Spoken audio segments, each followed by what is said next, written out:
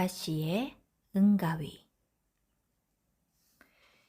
옛날 어느 마을에 가난한 과부가 아들 형제를 두고 살았어요. 과부는 두 아들을 잘 길러 장성하였으나 장가를 들이지 못한 채 세상을 떠났어요. 어머니가 운명한 것을 확인한 형제는 서로 다짐했어요. 우리 어머니가 평생 고생만 하시다가 돌아가셨으니 저 세상에 가서 편히 쉬시고 우리도 복을 받아 잘 살 수 있도록 명당 자리에 모시자. 그러나 둘레에 명당을 잡아줄 직관도 없고 가난뱅이 형편에 다른 지방에 사는 직관을 모실 수도 없어 걱정만 하고 있었어요. 며칠 후 동생은 어머니의 시신을 지게에 지고 나가면서 말했어요. 형님, 우리 어머니는 내가 반드시 명당 자리에 묻을 터이니 걱정 마십시오. 명당을 잡을 자신이 없는 형은 동생이 하는 대로 내버려 두었어요. 동생은 어머니의 시신을 짊어지고 발길 닿는 대로 걸었어요. 하루 종일 걷다 보니 어느 산속에서 날이 저물었어요. 밤이 깊어가니 먹이를 찾는 짐승들의 으르렁거리는 소리가 사방에서 들렸어요. 그는 더 이상 갈 수가 없어서 지게를 받쳐놓고 생각하니 밤을 지새일 일이 막막했어요. 동생은 혹시나 하여 사방을 살피니 멀리서 불빛이 반짝거리는 것이 보였어요.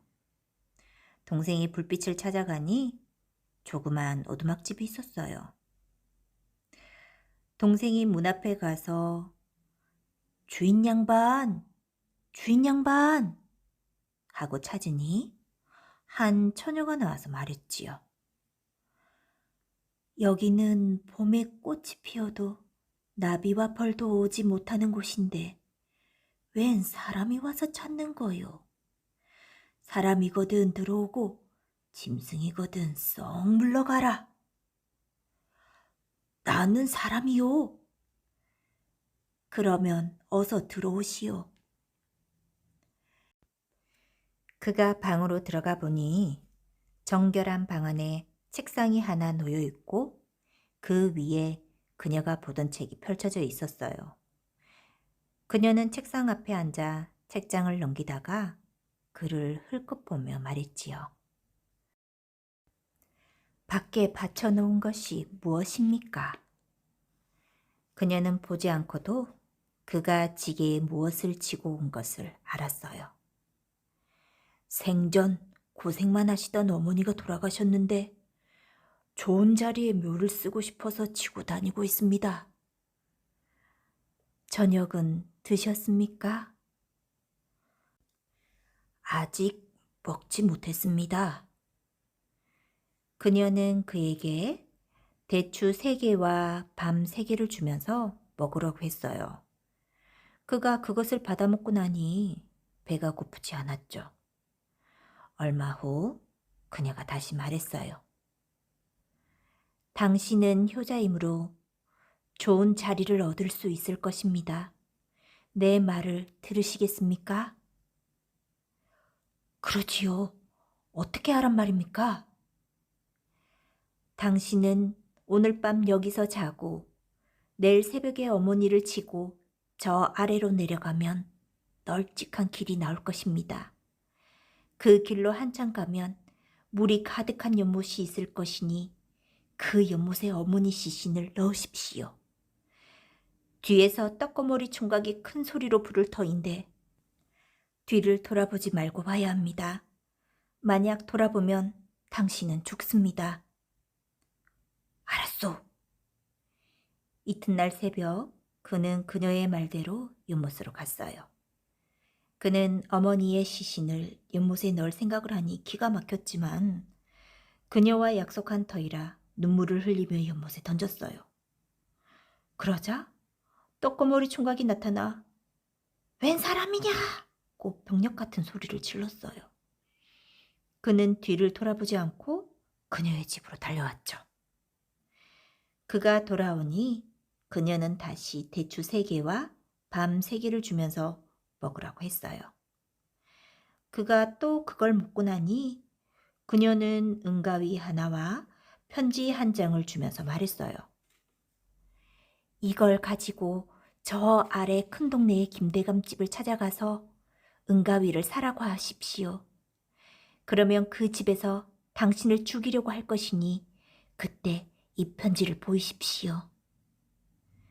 그는 그녀의 말대로 김대감 집을 찾아가 은가위를 사라고 했어요.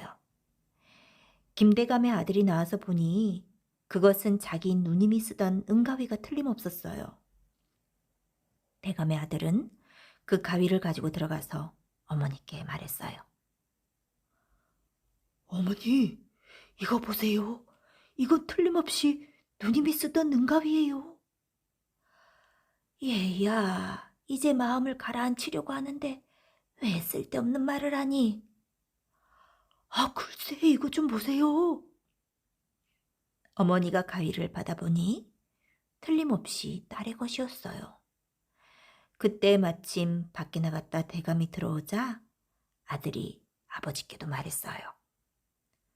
아버지, 이거 보세요. 이건 틀림없이 누님이 쓰던 은가위예요. 얘야, 이제 마음을 가라앉히려고 하는데 왜 쓸데없는 말을 꺼내니? 내 누이의 간 속에 은가위를 넣은 것은 우리 식구 외에는 아무도 모르는데 가위가 어디서 나왔단 말이냐? 대감이 가위를 살펴보니 딸의 관 속에 넣은 은가위가 틀림없었어요. 대감은 시집도 안 간 딸을 잃은 것도 원통한데 그 묘를 파서 가위를 꺼내 팔려고 하는 놈이 있음을 보고 이를 그냥 두어서는 안 되겠다고 생각했어요. 그 놈은 도굴범이 틀림없다. 작은 사랑으로 들게 하여 몇 가지 음식과 술을 주어라. 먹인 뒤에 죽일 것이니 그동안 죽일 차비를 하여라. 대감의 아들은 그를 작은 사랑으로 데리고 들어가 앉힌 다음 술과 음식을 대접하였어요. 그가 술과 음식을 먹고 밖으로 나오니 앞마당에는 그를 죽일 차비를 해놓았더라고요. 그는 사태를 짐작하고 얼른 편지를 꺼내어 대감에게 주었어요. 그 편지에는 이렇게 쓰여 있었어요. 이 사람은 저와 인연이 있는 사람입니다. 저는 신령님의 도움으로 살아나서 이 사람하고 혼인하여 살려고 합니다. 저의 제삿날 이 사람에게 도표를 입혀 저의 묘에 와서 충문을 읽게 해 주십시오. 이를 본 대감은 그를 잘 대접한 뒤에 사랑에 가서 쉬게 했어요. 그녀의 제삿날 대감은 딸의 묘에 가서 제사를 지내는데 그에게 도포를 입히고 충문을 읽으라고 했어요. 그가 충문을 읽고 나니 구름이 몰려와 그 무덤을 감싸더니 묘가 쫙 갈라졌어요. 그러자 무덤 속에 있던 그녀가 마치 잠을 자다가 일어난 듯이 걸어 나와서 말했어요. 아버님, 제가 저승에 가 있는데 이 남자가 저의 저승집을 찾아왔습니다. 그래서 이 사람하고 살아보려고 다시 돌아왔습니다.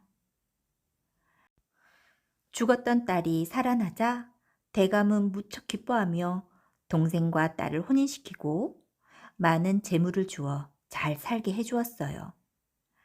그는 그녀와 부러울 것 없이 잘 살았어요. 얼마 후 동생의 아내가 말했어요. 당신은 무엇이 부족하여 한숨을 쉬십니까? 나는 당신을 만나 잘 살고 있으나 우리 어머니 시신을 연못에 던진 것이 자꾸만 마음에 걸려서 그러.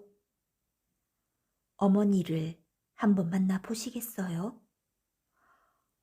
아이고, 만날 수만 있다면 만났으면 좋겠어. 어머니를 만나려면 적덕을 많이 쌓아야 합니다. 어떻게 하면 적덕을 쌓는 거요? 오늘 장날 돈을 넉넉히 가지고 가셔서 각색 비단을 많이 사오세요. 동생이 장에 가서 마늘 비단을 사오니 그녀는 비단으로 여러 가지 옷을 꿰매어주면서 말했어요. 다음 장날 이 옷을 짊어지고 장에 가서 거지나 헐벗은 사람들에게 나눠주고 그들이 입었던 헌 옷을 모아서 지고 오세요. 그가 그녀의 말대로 거지와 헐벗은 사람에게 새 옷을 나눠주니 그들은 좋아서 어쩔 줄 몰라 하면서 그의 덕을 찬양했어요. 그가 헌옷을 한 짐 지고 가니 아내는 편지 석 장을 써주면서 말했어요. 서방님, 이제 저승길을 떠나십시오. 이리저리 하여 큰 산을 넘으면 신장로가 보일 것입니다. 그 신장로를 따라가되 절대로 말을 하거나 소리를 내서는 아니 됩니다. 누가 묻거든 이 편지를 하나씩 보이시면 됩니다. 그가 아내의 말대로 얼마를 걸어서 가니 세 사람이 다가와서 당신 누구요? 어디를 가는 거요? 하고 물었어요. 그가 말없이 편지 한 장을 꺼내서 주니 그래, 무슨 적덕을 했어? 하고 물었어요. 그가 등에 지고 있던 것을 보이니 들어가라고 하네요. 한참을 가니 또 세 사람이 나타나서 물었어요. 그가 전과 똑같이 하니 가라고 하는 거예요. 다시 한참을 걸어가니 또 세 사람이 나타나서 물었어요. 웬 사람이냐? 여기가 어디라고 들어왔느냐? 그가 편지 한 장을 보이니 무슨 적덕을 하였느냐? 그가 등에 진 것을 보여주자 그 사람은 그것을 받아 모두 불에 태우고는 편지 한 장을 주면서 말했어요. 이 편지를 가지고 12대문을 들어가면 떡고머리 총각이 이 수건을 질끈동여 매고 넓은 마당을 쓸고 있을 것이요. 그 사람에게 이 편지를 보이시오. 동생이 12대문을 들어가니 과연 떡고머리 총각이 마당을 쓸고 있었어요. 총각에게 편지를 보이니 총각이 그를 집 안으로 데리고 들어갔어요. 따라가서 보니 그의 어머니가 꽃 속에 놓인 의자에 앉아 있었어요. 어머니는 동생을 흘끗 쳐다보았으나 아는 척하지는 않았어요. 잠시 후 깨끗한 옷을 입은 젊은이와 그의 아내인 듯한 여인이 여러 가지 음식을 차려가지고 와서 어머니 앞에 놓더니 꾸벅꾸벅 절을 했어요. 어머니는 아들에게 먹어보라는 말도 없이 그 음식을 골고루 먹더니 떡고머리 총각을 불러서 저기 앉아있는 내 아들을 집에까지 데려다 주게나 하고 말했어요. 아들은 그 총각의 안내로 집에까지 무사히 돌아왔어요. 집에 돌아오니 아내가 물었죠. 어머님을 만나보셨습니까? 만나보았소. 잘 지내고 계시지요? 잘 지내고 계시더이다. 그러나 한숨 쉬는 그의 버릇은 전과 같았어요. 얼마 후 아내가 다시 말했어요. 당신은 어머님이 잘 계신 것을 보고 와서도 왜 한숨을 쉬곤 하십니까? 고향에 계신 형님이 장가 가서 잘 사는지 궁금하기도 하고 형님이 보고 싶어서 그럽니다. 형님이 보고 싶으면 당신 마음대로 다녀오세요. 그는 노잣돈을 넉넉히 가지고 길을 떠나 고향으로 갔어요. 고향에 가보니 형은 장가를 들어서 잘 살고 있었어요. 형을 만나 그간의 일을 이야기하고 날짜를 맞춰보니 그가 저승에 가서 어머니를 만난 날이 바로 어머니 제삿 날이었어요. 그가 갔을 때 어머니 앞에 음식을 차려다 놓고 절한 것은 그의 형님과 형수가 어머니 제사를 지낸 것이었어요. 집으로 돌아온 동생은 편안한 마음으로 아내와 함께 오래오래 잘 살았답니다.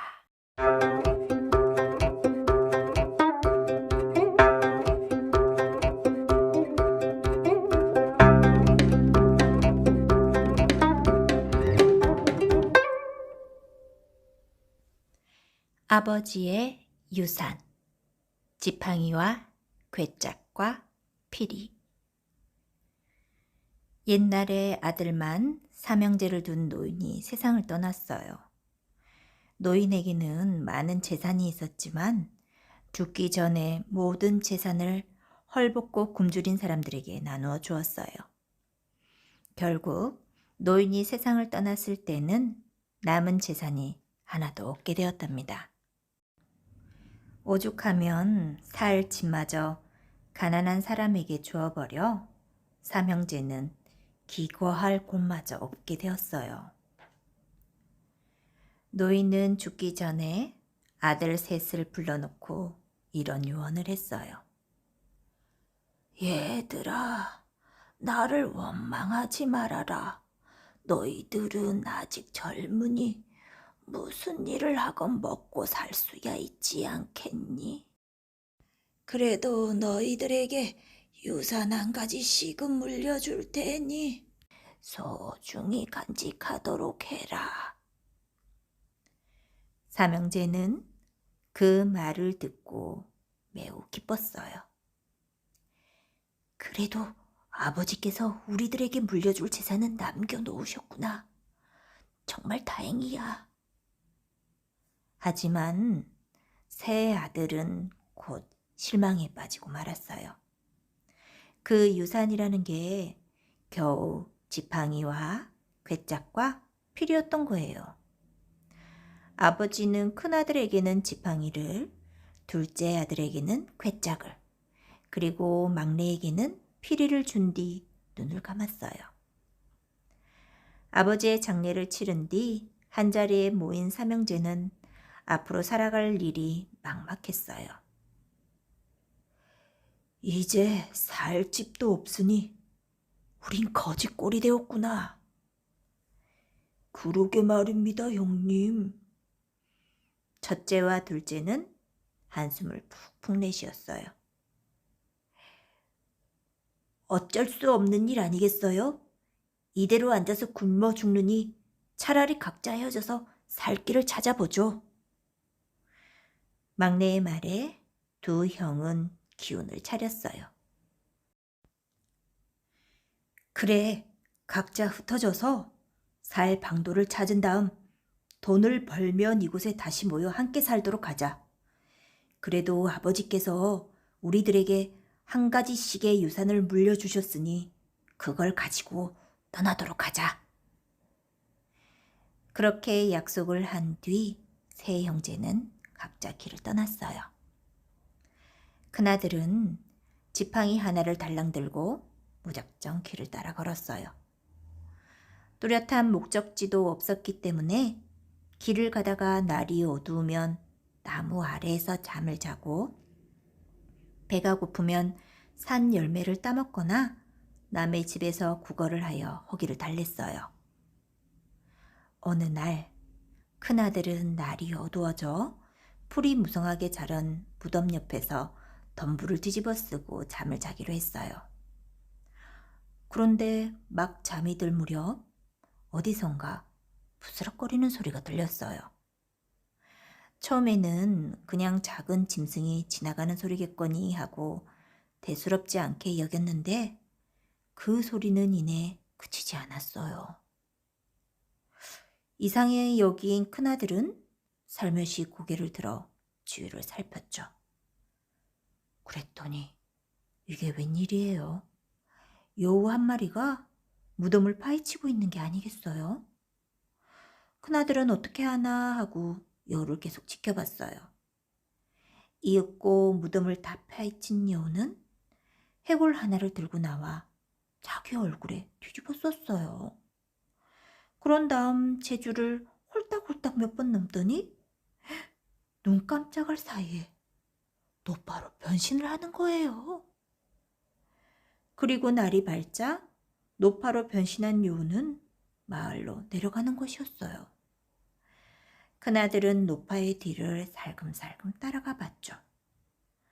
한참 걸어가다 노파는 어느 잔치집으로 들어갔어요. 마침 그 집에서는 갓 결혼한 새신랑을 맞이하는 잔치를 벌이고 있었죠. 큰아들도 노파를 따라 그 집으로 들어갔어요. 아이고, 어서 오세요. 감나무골 할머니 아니세요? 신부 어머니는 반갑게 노파를 맞이했어요. 노파는 신부 옆자리에 앉아 새로 차린 푸짐한 상을 받았죠. 음식을 실컷 먹은 노파는 옆에 있는 신부를 뚫어지게 쳐다보더니 손을 들어 신부의 머리를 쓰다듬었어요. 너무 예뻐서 질투가 날 정도야. 어쩜 이렇게 예쁘니? 고맙습니다, 할머니. 그런데 왜 갑자기 이렇게 어지럽지? 그러더니 신부는 그 자리에 그대로 꼬꾸라지는 것이었어요. 아니, 얘야, 정신 차려라, 얘야. 신부 어머니는 눈이 휘둥그레져서 딸을 일으켜 세웠지만 좀채 깨어나지 못했어요. 집에 모인 손님들도 신부가 쓰러지자 난리가 났어요. 우원, 이렇게 몸이 허약해서야 모약이라도 한 첩 치어 먹여야겠군. 노파는 그렇게 말한 뒤 혀를 끌끌 차며 일어서서 밖으로 나가려고 했어요. 그때 큰아들이 불쑥 나서서 신부 어머니에게 말했어요. 제가 신부를 고쳐보겠습니다. 단, 제가 지금부터 하는 행동을 절대 말리지 마세요. 아이고, 알겠습니다. 니신지는 모르지만 제발 내 딸 좀 살려주세요. 신부 어머니는 큰아들에게 매달리다시피 하며 애원했어요. 한편 노파는 막 대문을 나서고 있었어요. 큰아들은 황급히 노파에게로 뛰어가 지팡이를 들어 냅다 내리쳤어요. 노파는 갑자기 당한 일격에 그대로 쓰러졌죠. 아니, 저 사람이 미쳤나? 늙은이를 지팡이로 치다니. 그러나 큰아들은 아랑곳하지 않고 계속 지팡이로 노파를 쳤어요. 노파는 머리가 터지고 피가 솟구치자 비로소 본래의 모습으로 돌아오기 시작했죠. 아니, 저건 여우 아니야? 사람들은 그제야 큰아들의 행동을 이해했어요. 그리고 노파가 여우로 변하자 쓰러졌던 신부도 멀쩡하게 깨어났어요. 신부 어머니는 큰아들에게 연신절을 하며 고맙다고 인사를 했어요. 그리고 돌아갈 때는 돈과 음식을 두둑히 챙겨주었답니다. 큰아들은 그 돈을 가지고 고향으로 돌아가 땅을 사서 농사를 지으며 살았어요.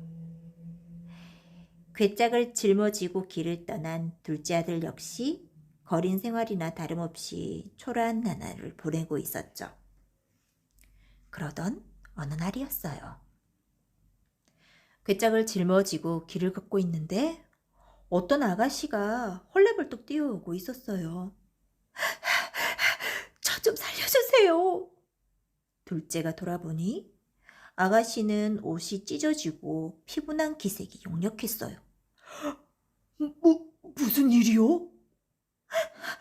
지금 저를 죽이려는 사람들이 쫓아오고 있습니다. 저 좀 제발 숨겨주세요.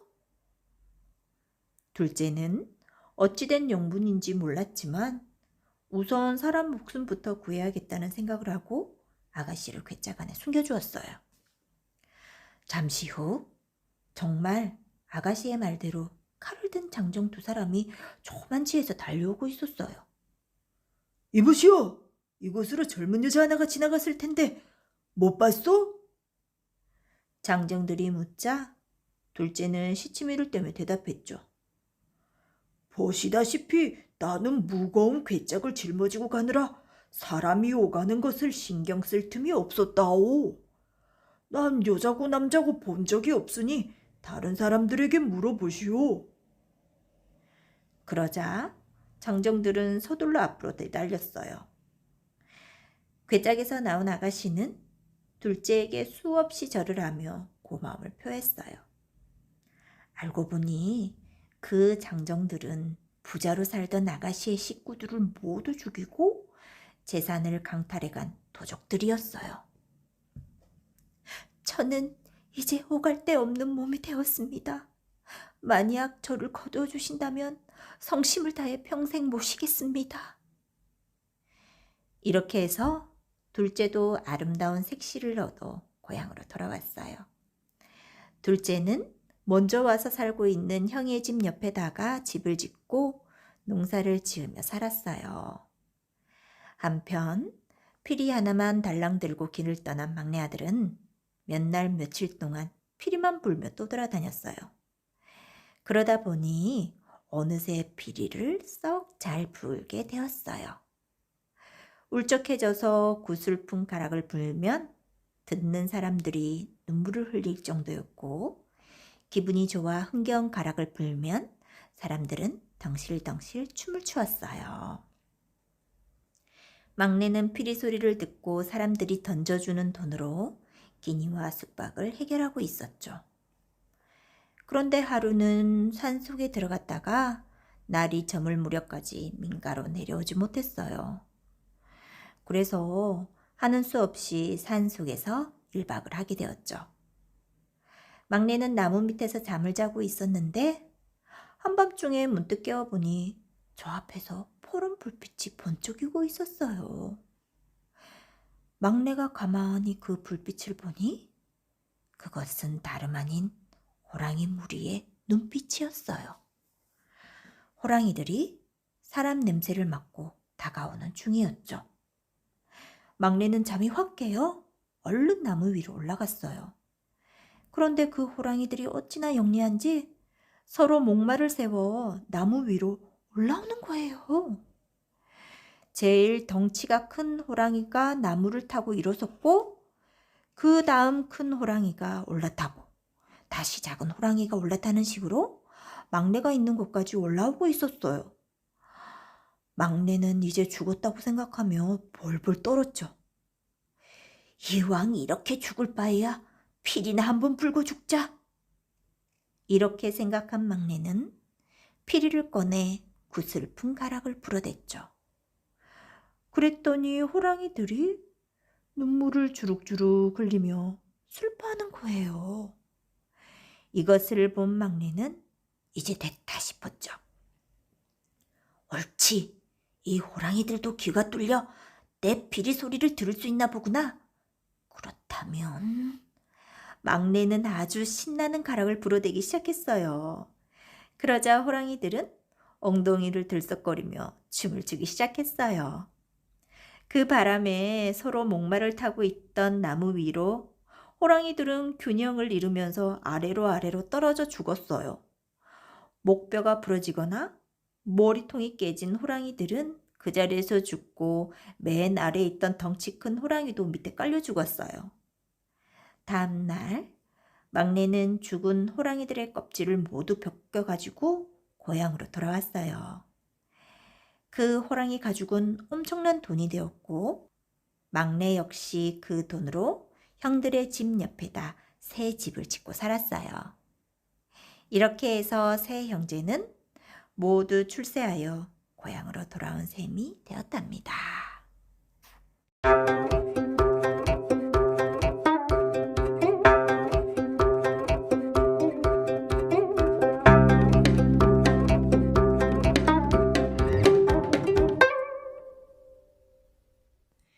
장모가 된 며느리. 옛날 서울에 사는 한 양반이 좀 늦게 아들 하나를 얻어 금지옥엽으로 길렀어요. 그 양반은 아들이 15세가 되자 장가를 들였답니다. 그는 아들을 장가들이고 벼슬도 올라 기쁨으로 하루하루를 지냈어요. 얼마 후 그의 아내가 갑자기 병을 얻어 세상을 떠났어요. 중년의 나이에 아내를 잃은 그는 무척 마음이 상했지만 아들과 며느리의 효성이 지극함을 보고 씨름을 달래며 지냈어요. 그런데 얼마 안 있어 아들마저 이름 모를 병으로 세상을 떠나고 말았답니다. 그는 세상에 뜻이 없어 벼슬도 그만두고 시골집으로 내려가 집안에만 틀어박혀 있었어요.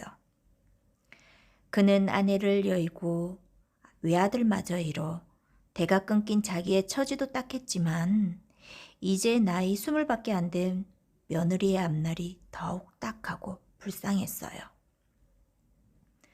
그는 며느리를 불러 개가 할 것을 권해보았으나 그녀는 수절하며 시아버지를 모시고 살겠다고 했어요. 그는 며느리에게 몇 차례 개가 할 것을 권했으나 소용이 없었답니다. 어느 날 그는 며느리를 불러서 말했어요. 몇 월 며칠 날에는 내 친구가 올 터이니 좋은 술과 음식을 장만하여라. 며느리는 그의 말대로 좋은 술과 음식을 준비하였어요. 그런데 막상 그날이 되었는데도 손님이 아무도 오지 않았어요. 그날 밤 그는 며느리를 불러서 말했어요. 오늘 오기로 한 손님이 오지 않는구나. 준비해둔 음식과 술을 내오너라.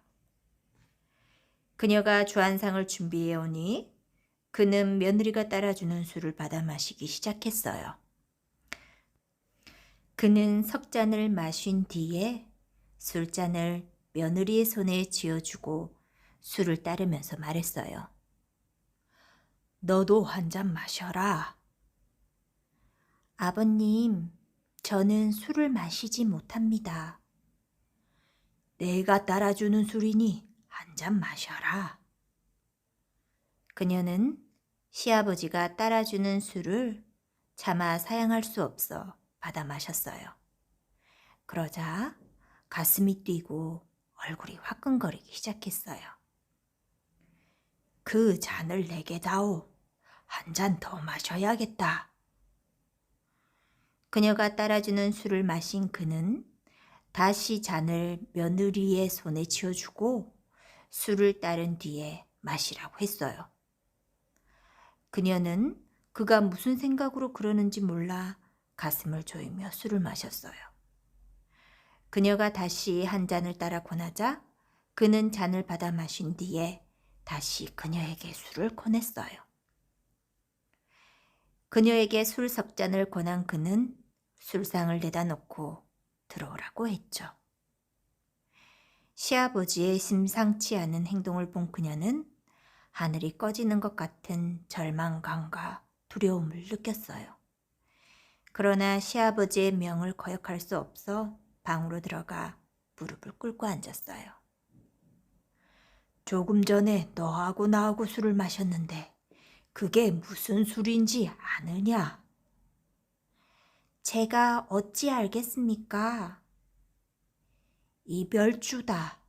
너하고 나하고 이별하자는 이별주다.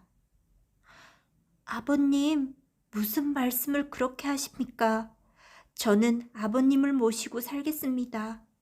저는 아버님을 홀로 두고 나가지 않겠습니다. 여러 말 말고 내 말을 들어라. 너는 오늘 밤에 이 집을 떠나 새벽닭이 울기 전에 30리 밖으로 나가거라.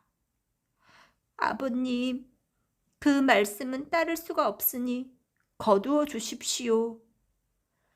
여러 말 말고 내 방에 가서 떠날 준비를 하고 있다가 부르거든 오너라. 그녀가 자기 방으로 와서 울고 있는데 다시 부르는 소리가 들렸어요. 그녀가 다시 그의 방으로 가니 그는 궤에서 작은 상자를 하나 꺼내어 보자기에 싸주면서 말했어요.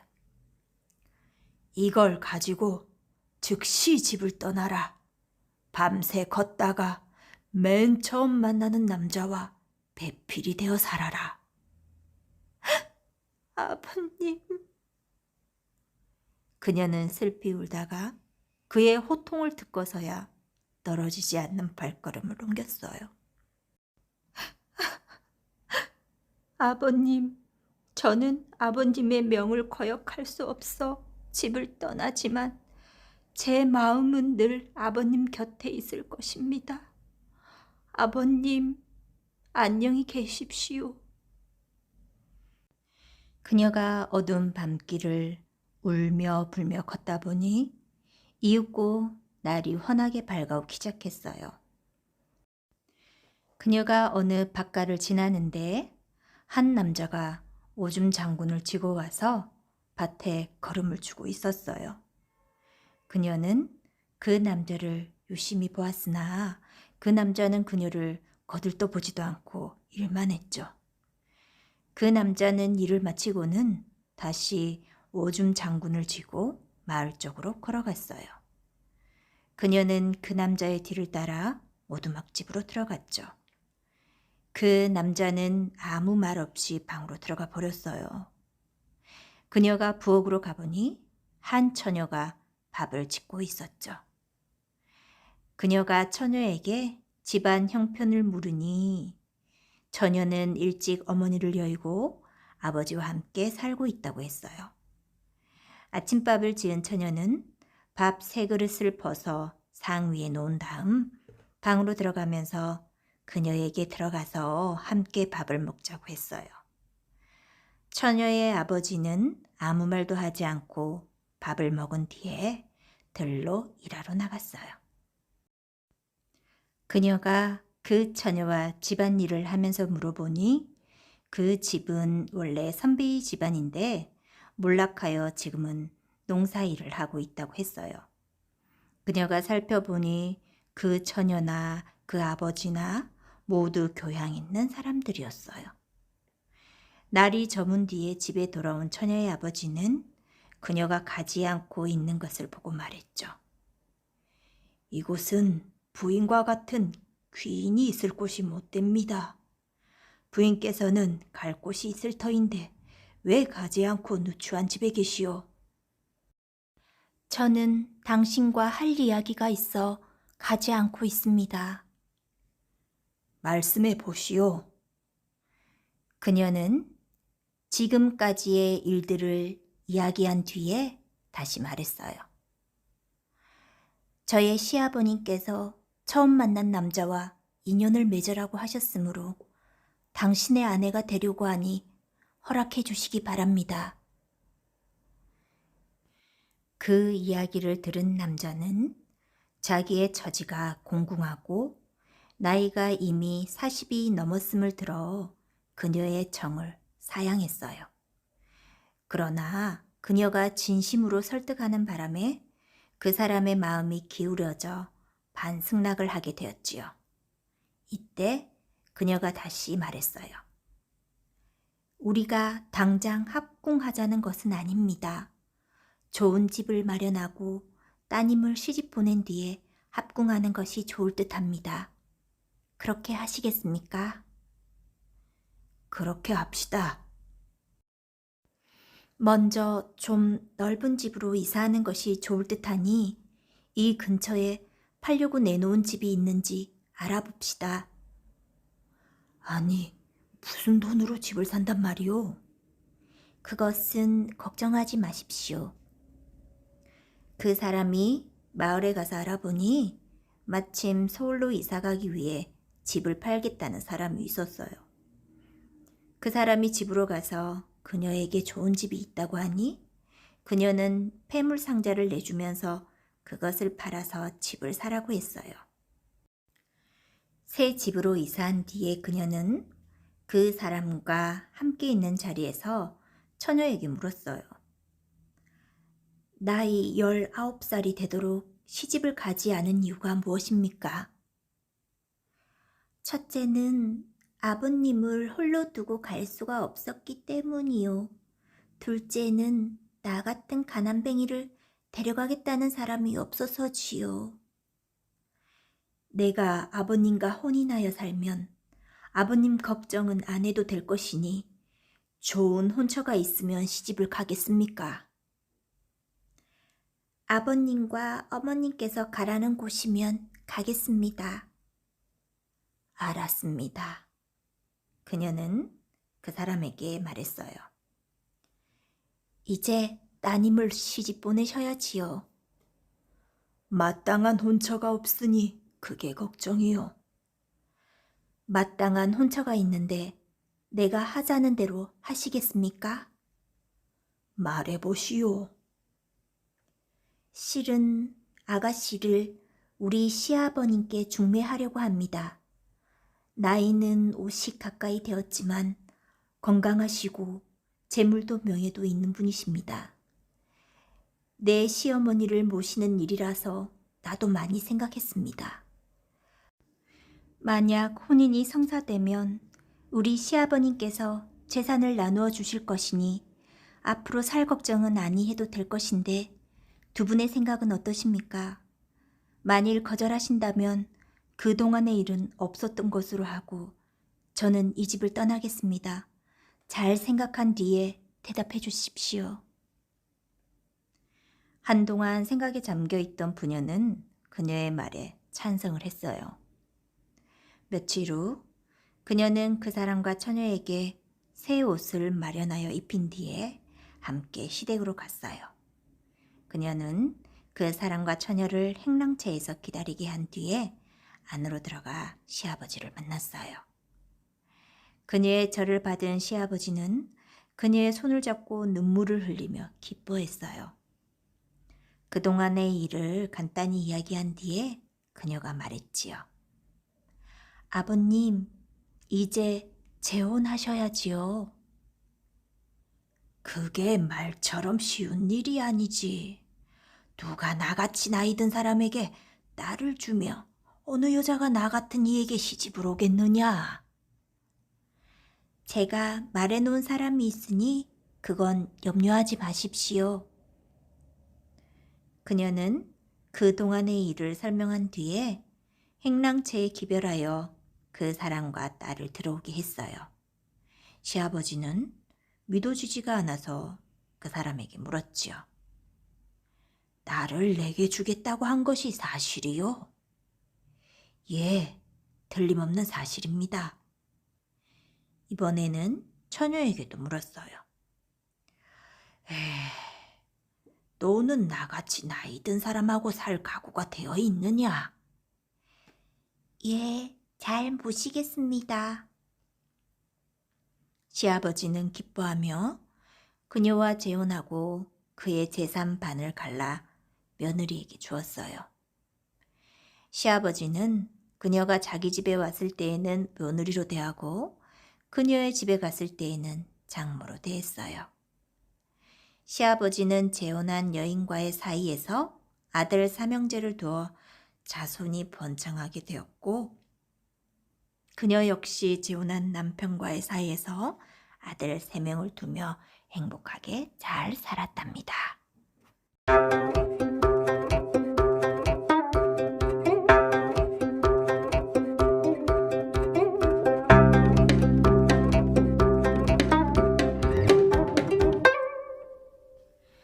시어머니 길들이기. 옛날에 아주 성미가 고약한 시어머니가 있었어요.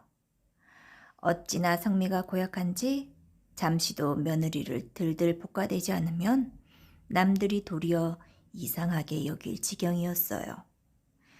들들 볶아도 이건 뭐 앞도 뒤도 없는 것이 걸음을 걸어도 빨리 걸으면 촐싹된다고 트집, 천천히 걸으면 느려 터졌다고 트집이고 밥을 지어도 많이 지으면 살림 해프게 산다고 트집, 적게 지으면 소견머리가 오그랑 쪽박이라고 트집이었어요. 이러니 뭐 안 볶일 재간이 없죠. 아들 딱 하나 있는 것을 장가 보내가지고 벌써 며느리를 3번이나 갈아치웠다면 알만하죠. 첫 번째 며느리는 시어머니 앞에서 방귀 뀌었다고 소박 놓고, 두 번째 며느리는 밥상 나르다가 엎질렀다고 쫓아내고, 세 번째 며느리는 트집 잡을 것이 없으니까 말버릇 나쁘다고 친정에 보내버렸어요. 이렇게 며느리 셋씩이나 쫓아내고 나니 아무도 이 집에 시집 오려고 하는 처녀가 없었어요. 그런데 그 동네에 참 이상한 처녀 하나가 있었던지 제 발로 그 집에 시집을 가려고 한단 말이에요. 처녀 부모가 길을 쓰고 말렸지만 한사코 가겠다고 하지 뭐예요. 너 그 집에 시집 가서 석 달 넘긴 며느리가 없다는 걸 알고 하는 소리냐, 모르고 하는 소리냐. 저한테도 다 생각이 있어서 그러니 염려 말고 보내주십시오. 자기가 키워코 가겠다는 걸 어떻게 하겠어요. 부모님은 시집을 보냈죠. 시어머니는 세 번째 며느리를 쫓아내고 나서 심술 부릴 데가 없어 심심하던 차에 새 며느리가 들어오니 고양이 쥐 만난 듯이 들들 볶아대기 시작하는데, 그래도 새 며느리는 낯빛 한번 안 바꾸고 고분고분했어요. 그저 예, 잘못했습니다 하면서 때리면 맞고 차면 채고 이렇게 지낸단 말이에요. 보다 못한 시아버지가 며느리더러 얘야, 너희 시어머니 등살에 내가 명대로 못 살겠다. 그만 친정으로 가는 건 어떠냐? 하니 며느리는 생글생글 웃으면서 어머니께서 제 잘못을 일깨워 주시는데 무엇이 덜 차서 친정에 가겠습니까? 이러고 말았어요. 이게 소문이 나서 온 동네 사람들이 하늘 아래 저렇게 얌전한 며느리는 없을 거라고 입에 침이 마르게 칭찬했어요.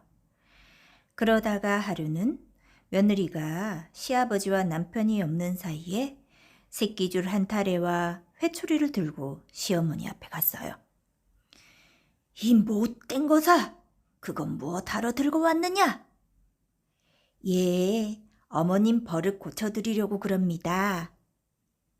며느리가 낯빛도 안 바꾸고 생글생글 웃으며 시어머니를 새끼줄로 꽁꽁 묶어서 문고리에 매달아 놓고 회초리 든 손에 침을 탁 뱉었어요.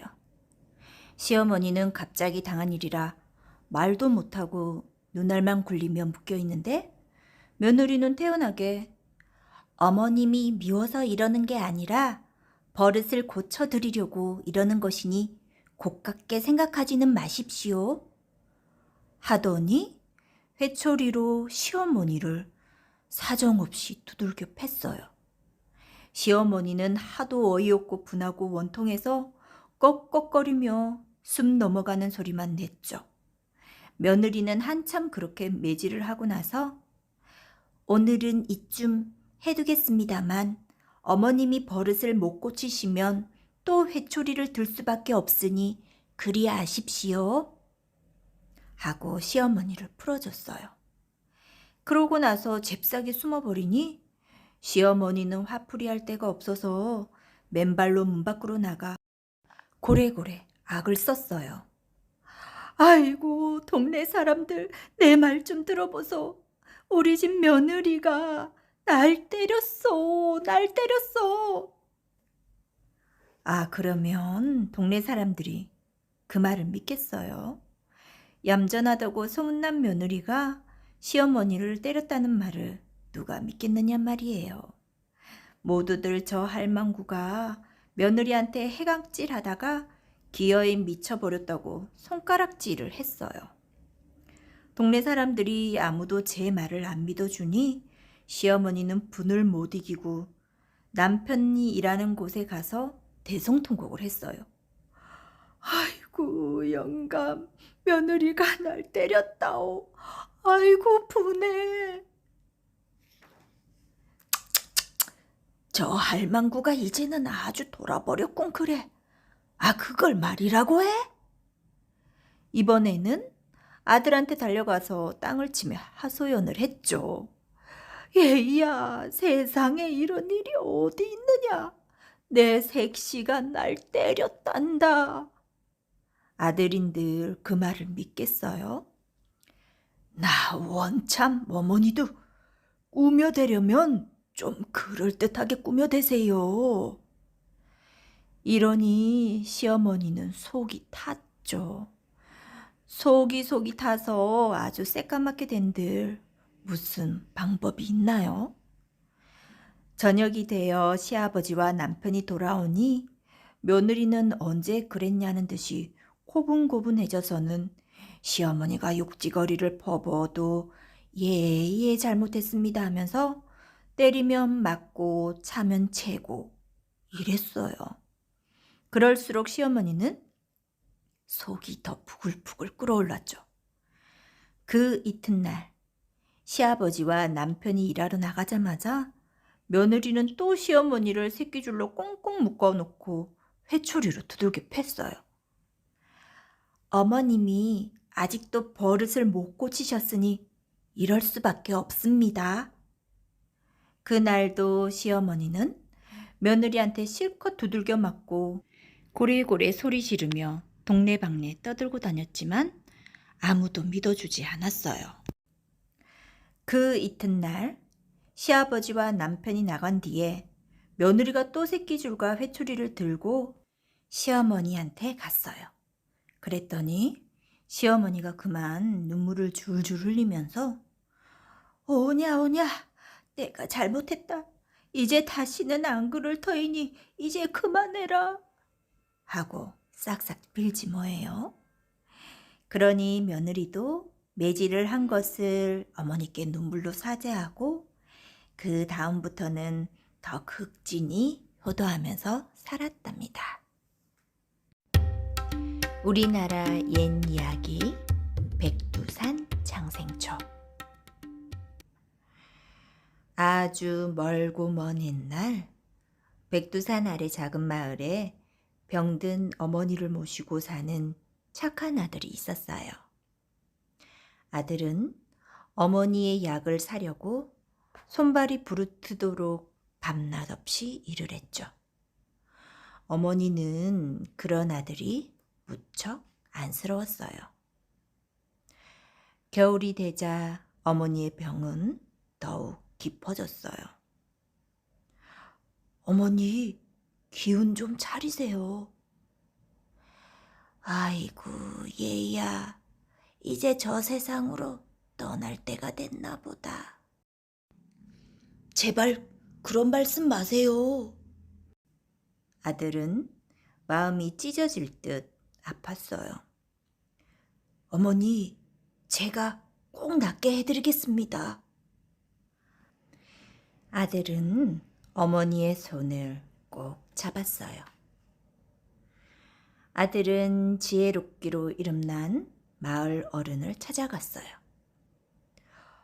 어르신, 저를 좀 도와주십시오. 저희 어머니를 살릴 방법이 없을까요?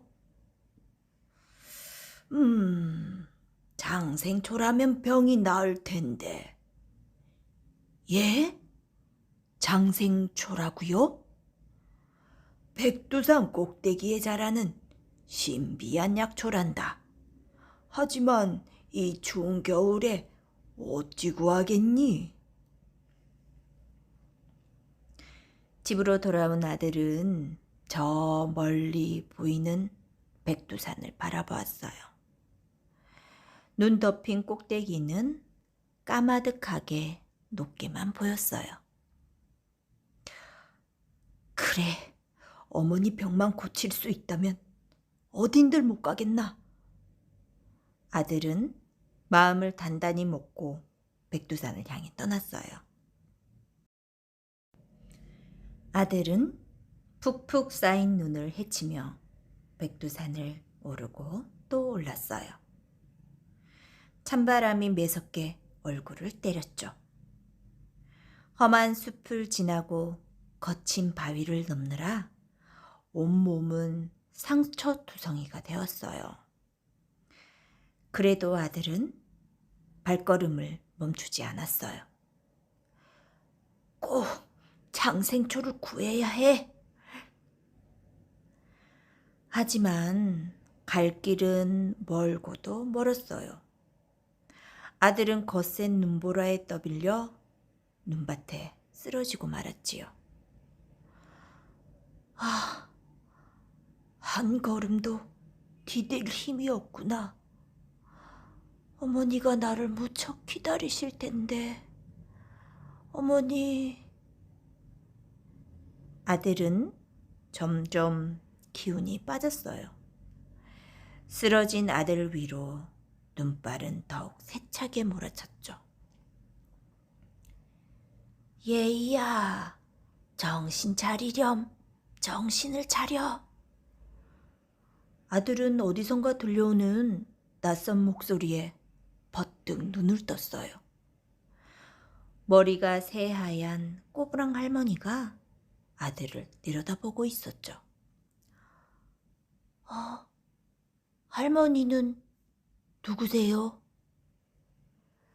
나는 백두산에 사는 할멈이란다. 그런데 이렇게 험한 곳에는 어찌해서 왔느냐?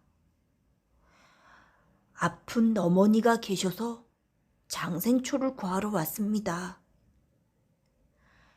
그러면 백두산 꼭대기에 가려는 게로구나. 할머니는 씨앗 한 줌을 꺼내 아들의 손에 쥐어주었어요. 얘야, 부탁 하나 해도 되겠니? 네가 꼭대기에 올라가거든. 거기에 이 씨앗을 좀 뿌려다오. 나는 다리가 아파서 도저히 못 올라가겠구나. 말을 마친 할머니는 어디론가 훌쩍 사라져 버렸어요. 아들은 다시 힘을 냈어요. 그래, 여기서 포기하면 안 돼. 반드시 장생초를 구해서 어머니의 병을 고쳐드려야 해. 아들은 할머니가 준 씨앗을 챙겨 들고 산을 오르기 시작했어요. 그런데 웬일인지 하나도 춥지 않았어요. 다리도 날아갈 듯 가벼웠죠. 마침내 아들은 백두산 꼭대기에 다다랐어요. 눈 덮인 봉우리들이 푸른 호수를 감싸고 있었죠. 아, 다 왔구나. 드디어 왔어. 아들은 장생초를 찾으려고 사방을 이리저리 둘러보았어요. 하지만 풀이라고는 한 포기도 보이지 않았어요. 아들은 너무 실망스러워 털썩 주저앉아 울고 말았죠. 한겨울에 약초가 있을 리 없지. 할머니가 주신 씨앗이라도 뿌리고 가자. 아들은 눈물을 닦고 일어나 정성껏 씨앗을 뿌렸어요. 그런데 씨앗이 땅에 떨어지자마자 싹이 돋더니 쑥쑥 자라지 않겠어요? 그때 할머니가 다시 나타났어요. 얘야, 나는 백두산에 사는 신령이란다. 어머니를 생각하는 네 마음이 정말 기특하구나. 할머니는 쑥쑥 자란 풀들을 가리키며 말했어요. 이 풀이 바로 네가 찾던 장생초란다. 예? 정말 장생초라고요? 아들은 가슴이 벅차올라 울먹거렸어요. 아들은 산에서 장생초를 한가득 뽑아 들고 집으로 달려왔어요. 어머니, 제가 왔어요. 어머니는 무사히 돌아온 아들을 얼싸안고 기쁨의 눈물을 흘렸어요. 장생초 덕분인지 어머니의 병도 씻은 듯이 다 나았어요. 그 뒤로 어머니와 아들은 오래오래 행복하게 살았대요. 아들의 깊은 효심이 백두산 신령님을 감동시켰나 봐요. 마음을 다해 진심으로 노력하면 해내지 못할 일은 없답니다. 우리나라 옛 이야기 멸치의 꿈 해몽. 옛날 동쪽 바다에 3,000살 먹은 멸치 대감이 살았어요. 하루는 멸치 대감이 낮잠을 자다가 신기한 꿈을 꾸었답니다. 이게 무슨 꿈일까? 누가 꿈풀이를 해주면 좋을 텐데. 그때 가자미가 말했어요. 대감님, 서쪽 바다에 사는 망둥이 대감이 꿈풀이를 기가 막히게 잘한답니다. 가자미의 말에 멸치 대감의 얼굴이 환해졌어요. 그래? 당장 가서 모셔오너라. 가자미는 서둘러 길을 떠났어요. 서쪽 바다까지 가는 길은 멀고도 험했죠. 상어떼에게 잡아먹힐 뻔한 적도 있고 문어 다리에 맞아 까무러칠 뻔한 적도 있지만 가자미는 포기하지 않고 부지런히 헤엄쳐 갔어요. 망둥이 대감을 모셔가면 멸치 대감이 크게 칭찬해 주실 거야. 가자미는 한 달 넘게 헤엄쳐서 망둥이 대감 집에 도착했어요. 망둥이 대감님, 동쪽 바다 멸치 대감께서 꿈풀이를 부탁하셨습니다. 힘든 여정이겠지만 저와 같이 가시지요. 멸치 대감이 부르면 당연히 가야지. 망둥이 대감은 얼른 짐을 챙겼어요. 가자미는 망둥이 대감을 모시고 다시 험하고 험한 길을 나섰답니다. 어서 오십시오. 고생이 많으셨지요. 멸치 대감은 망둥이 대감을 반갑게 맞이했어요. 귀한 음식을 차려놓고 정성껏 대접했죠. 그런데 가자미에게는 수고했다는 말 한마디를 안 했어요. 죽을 고비를 넘기며 고생했는데 말이에요. 대감, 어떤 꿈을 꾸셨습니까? 망둥이 대감이 묻자 멸치 대감은 기다렸다는 듯이 꿈 이야기를 시작했어요. 갑자기 하늘로 붕 올랐다가 갑자기 땅으로 뚝 떨어지고 어디론가 둥둥 떠가더니 하얀 눈이 내리고 뜨끈뜨끈 덥더니만은 또 오돌오돌 추워졌습니다요. 멸치 대감의 말이 끝나기 무섭게 망둥이 대감이 호들갑을 떨며 말했어요. 대감께서는 용이 되실 꿈입니다. 멸치 대감의 두 눈이 휘둥그레졌어요. 뭐라고요? 하늘로 붕 올랐다는 것은 용이 되어 하늘로 올라간다는 뜻이지요. 땅으로 뚝 떨어진다는 것은 세상을 보살피려 내려온다는 말이고요. 옳거니. 멸치 대감이 맞장구를 치자 망둥이 대감은 신이 나서 말을 이었어요. 둥둥 떠가는 것은 용이 되어 구름을 탄 것입니다. 눈이 내리다가 덥다가 추워지는 것은 신통한 힘으로 때마다 날씨를 바꾼다는 것이지요. 허허허허, 내가 용이 된다니. 멸치 대감은 좋아서 웃고 또 웃었어요.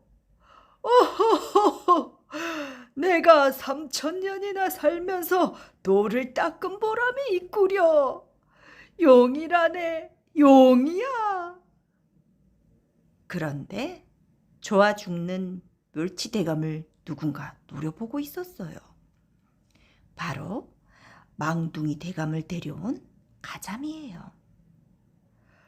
나한테는 칭찬 한마디 안 해주더니 저리도 좋을까? 아이고, 분하다 분해. 잔뜩 뿔이 난 가자미는 씩씩대며 소리쳤어요. 용은커녕 구렁이도 못 될 꿈입니다요. 참으로 한심합니다. 그런 엉터리 꿈풀이가 어디 있답니까? 가자미의 말에 멸치대감은 웃음을 뚝 멈췄어요. 네, 이놈! 지금 뭐라고 했느냐? 감히 어디서 그따위 소리냐? 그럼 내가 꿈풀이를 해보거라. 가자미는 폭푸스 떨어지듯 꿈풀이를 좔좔 쏟아냈죠. 하늘로 붕 날아올랐다는 것은 낚싯바늘에 낚여 휙 올라가는 것이지요. 땅으로 툭 떨어지는 것은 어부의 망태에 떨어지는 게 아니겠습니까? 둥둥 떠가는 것은 망태에 담겨 흔들흔들 가는 것이고요. 멸치대감의 얼굴이 하얗게 질렸어요. 그러고나 말거나 가자미는 계속 말했어요. 하얀 눈은 소금이 슬슬 뿌려지는 것이고 석쇠에 놓여 구워지니 뜨끈뜨끈 덮다가 부채질을 할 때면 또 오돌오돌 추워지는 게지요. 그러니 결국 대감님은 반찬거리가 되어 사람 목구멍으로 넘어갈 꿈입니다요. 멸치대감은 화가 나서 두 눈이 벌컥 뒤집혔어요. 멸치대감은 가자미의 왼쪽 뺨을 냅다 후려쳤죠. 어찌나 세게 쳤던지 가자미의 왼쪽 눈이 오른쪽 뺨으로 가 붙어버렸지 뭐예요. 뭐시 이런 고얀 놈! 이 모습을 본 망둥이는 어찌나 놀랐는지 눈이 툭 튀어나오고 말았어요. 꼴뚜기는 제 눈도 어찌 될까봐 얼른 눈을 빼서 꽁무니에 감췄죠. 그 모양을 본 메기는 하도 웃어서 입이 쭉 찢어졌어요. 병원은 입을 다물고 웃음을 참다가 입이 오목하게 들어가 버렸지요. 이렇게 해서 동쪽 바다 물고기들은 요 모양 요 꼴이 되고 말았답니다. 그런데 말이에요. 도대체 누구의 꿈풀이가 맞는 걸까요? 우리나라 옛 이야기 호랑이 형님. 옛날 어느 마을에 착한 나무꾼이 살았어요. 오늘은 나무를 많이 해다 팔아서 우리 어머니 만난 거 사다 드려야지. 이차. 나무꾼은 땀을 뻘뻘 흘리며 도끼로 힘차게 나무를 찍었어요. 그런데 언제 다가왔는지 호랑이가 큰 입을 쩍 벌리고 나무꾼에게 덤벼들었어요. 너무 놀란 나무꾼은 도끼를 떨어뜨리고 바들바들 떨었지요. 호랑이 발이 코앞까지 턱턱 다가오자 나무꾼은 눈앞이 깜깜해졌어요. 나무꾼은 집에 홀로 계신 어머니 생각이 났어요. 그래, 이대로 호랑이 팝이 될 수는 없지. 나무꾼은 눈을 질끈 감았다 떴어요. 형님! 제 형님이 맞으시죠? 나무꾼은 덜덜 떨리는 손으로 호랑이 발을 붙들었어요.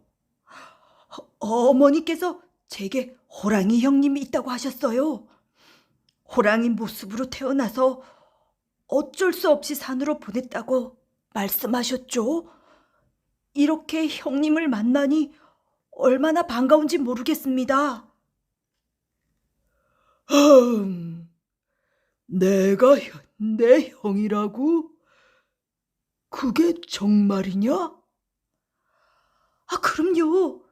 어머니는 형님 생각에 밤마다 우신답니다. 나무꾼의 말에 호랑이는 그만 코끝이 찡해졌어요. 어머니는 잘 계시냐? 요즘은 몸이 많이 약해지셨어요. 가난하다 보니 끼니도 제가 잘 못 챙겨드리고.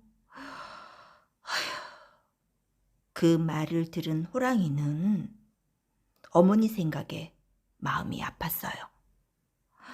어느새 호랑이는 눈물이 그렁그렁해졌어요. 어머니가 보고 싶구나. 하지만 이런 모습으로 어떻게 뵙겠느냐? 나 대신 아우가 어머니를 잘 보살펴다오. 호랑이는 나무꾼을 물끄러미 바라보다가 슬픈 얼굴로 뒤돌아섰어요. 호랑이가 보이지 않자 나무꾼은 마음이 놓여 덜썩 주저앉았죠. 한참 지난 뒤에야 후들거리는 다리로 겨우 집에 돌아왔어요.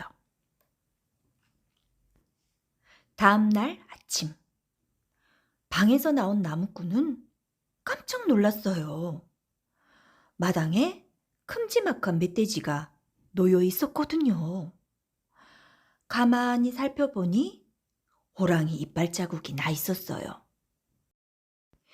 어제 만난 그 호랑이가 물어다 주었나 보구나. 나무꾼은 어머니에게 호랑이를 만났던 일을 얘기해 드렸어요. 그 뒤로도 호랑이는 며칠에 한 번씩 나무꾼집 마당에 노루나 껌 같은 산짐승을 물어다 놓았어요. 덕분에 나무꾼은 끼니 걱정 없이 어머니를 잘 모실 수 있게 되었어요. 호랑이가 아들 노릇을 톡톡히 하는구나. 어머니도 그런 호랑이가 참 고마웠어요. 그렇게 몇 년이 지났어요. 호랑이는 여느 땐처럼 나무꾼의 집에 몰래 산짐승을 물어다 놓았지요.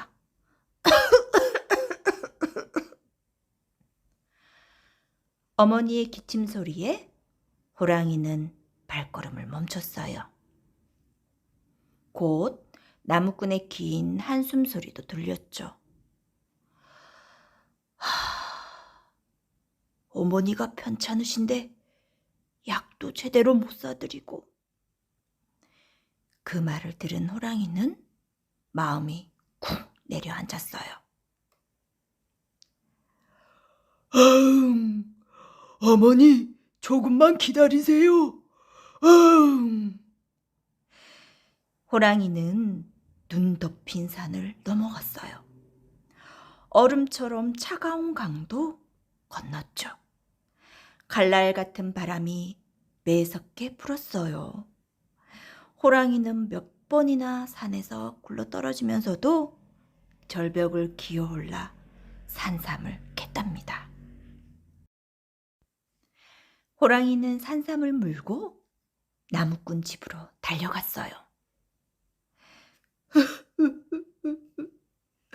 어머니가 이렇게 돌아가시다니. 나무꾼이 목 놓아 우는 소리가 들렸어요. 내가 너무 늦었구나. 죄송해요, 어머니. 호랑이는 가슴을 치며 밤새 울부짖었어요. 그 뒤로 호랑이가 나무꾼에게 산짐승을 물어다 주는 일은 없었어요. 어머니가 돌아가셔서 안 오나 보구나. 그래도 만나면 고맙다는 말을 꼭 하고 싶은데. 나무꾼은 산에 갈 때마다 호랑이를 만나지 않을까 두리번거렸어요. 그러던 어느 날 나무꾼은 산에서 새끼 호랑이 3마리를 만났어요. 그런데 다들 꼬리에 하얀 댕기를 메고 있는 거예요. 이상하게 여긴 나무꾼이 호랑이들에게 이유를 묻자 새끼 호랑이들은 울면서 말했어요. 우리 할머니는 사람인데 얼마 전에 돌아가셨대요. 매일 울며 슬퍼하던 아버지도 어제 그만 돌아가셨죠. 그래서 저희가 하얀 댕기를 메고 있는 거예요.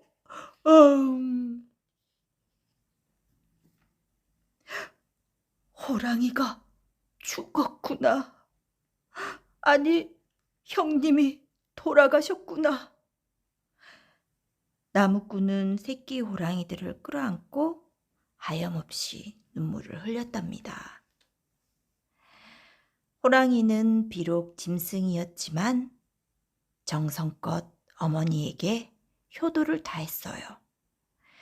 사람이든 짐승이든 부모님을 잘 모시는 것은 참 아름답고 갸륵한 일이랍니다.